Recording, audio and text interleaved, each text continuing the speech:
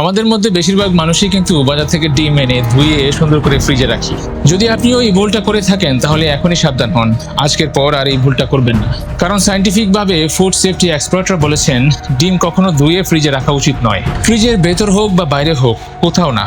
কারণ ডিমের খোসার উপরে একটা খুব পাতলা প্রোটেকশন লেয়ার থাকে, এর নাম হলো কিউটিকল। এটা খালি চোখে দেখা যায় না, আর এই কিউটিকলের নিচেই থাকে ডিমের আসল খোসা। সেই খোসায় 7 থেকে 17,000 পর্যন্ত ছোট ছোট ছিদ্র থাকে। এই ছিদ্রগুলো এতটাই ছোট যা খালি চোখে দেখা অসম্ভব। ডিমগুলো ধোয়ার কারণে যখন উপরের লেয়ারটা উঠে যায় তখন এই ছিদ্রগুলো দিয়েই বাইরের জীবাণু প্রবেশ করে ভিতরে। আর এই কিউটিকলের কাজ হলো ছিদ্রগুলোকে ঢেকে রাখা, যাতে বাইরের কোনো জীবাণু ভিতরে ঢুকতে না পারে এবং ডিমটাকে নষ্ট করতে না পারে। আপনি যখন ডিমটাকে পানি দিয়ে অথবা কোনো কিছু ব্যবহার করে ঘষা মাজা করে ভালো করে ধুন, তখন এই কিউটিকল লেয়ারটা নষ্ট হয়ে যায়। আর এই কিউটিকল লেয়ারটা নষ্ট হওয়া মানেই হলো জীবাণুর জন্য দরজা খুলে দেওয়া। আর তখন বাইরে থেকে বিভিন্ন ধরনের জীবাণু ডিমের ভিতরে প্রবেশ করে, ডিমটা ভেতর থেকে পচে বা বিষাক্ত হয়ে যায়। তাহলে এখন প্রশ্ন হলো ডিম রাখার সঠিক নিয়মটা কি? সঠিক নিয়মটা খুবই সহজ।